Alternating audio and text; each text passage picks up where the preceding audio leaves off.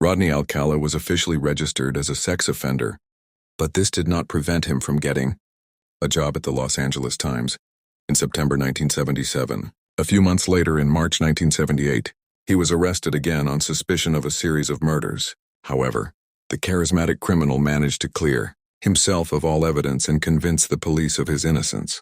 Rodney Alcala gained particular notoriety after appearing on the TV show The Dating Game.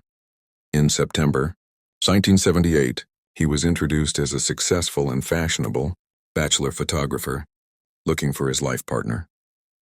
At the time, the show did not conduct background checks, so neither the producers nor the host had any idea who was actually standing before them. By the end of the program, Alcala won a date with Cheryl Bradshaw.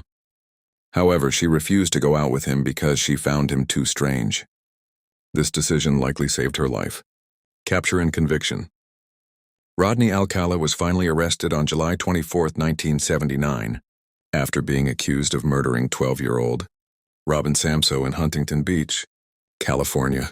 After his arrest, investigators found hundreds of pieces of evidence linking him to other crimes committed by the serial killer. The trial of the killer took place in 3 stages, during which law enforcement gathered extensive evidence linking him to other crimes. In a retrial held in 2010, Rodney Alcala was charged with attacking 4 more women in California in the late 1970s. The serial killer chose to represent himself in court, but this time, his charm did not help him. In March 2010, Rodney was sentenced to death. Even after his sentencing in 2012, Alcala confessed to 2 more murders. Finally, in 2016, he was charged with the 1977 murder of Christine Ruth Thornton. Some of Alcala's victims survived his attacks. Among them were 8-year-old Tali Shapiro and 15-year-old Monica Hoyt. By the time they testified in court, both women were adults.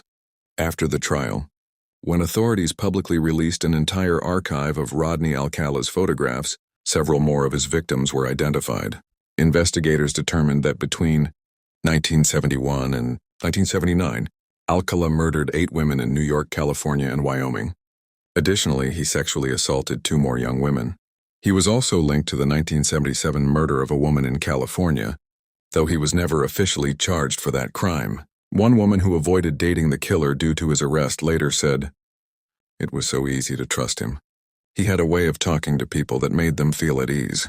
In his youth, Alcala truly looked like the perfect lover.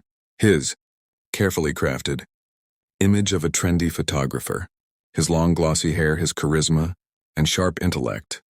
However, all of his charm and composure would vanish